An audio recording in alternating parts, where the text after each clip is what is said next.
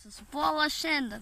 Ir Vanesa, mes jums šiandien papasakosiu apie mūsų kaimą. Šiaip tai mūsų kaime nėra taip jau nuobodu. Gerai, kad galime maudytis. Ar ne, Povilai? Taip, čia galima kepti zefyrus, važinėti su dviračiu ir dar galima kepti mėsą. Zefyrai. Niam, kaip Tavo nesuplaukia. kad matytųsi, aš gal. Gal tu mataisi po velnių?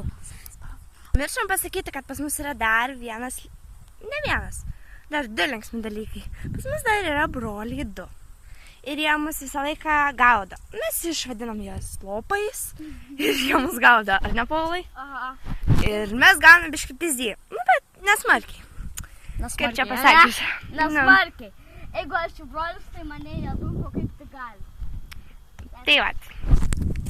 Mes dar turim sargą, kamerų, šunį, 4 kates. Katės taigi nesargai. Nu ir kas? Kad katės nesargai. Šuo mūsų mergaitė, vardu Rina, tokia pati devilė kaip aš.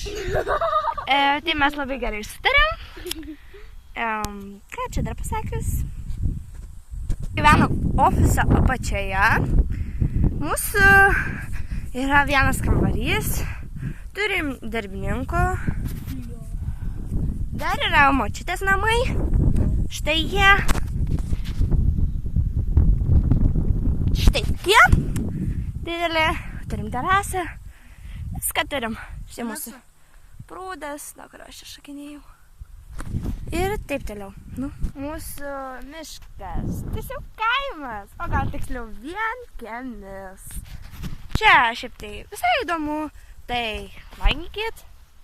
Komentuokit. Ačiū visiems už dėmesį.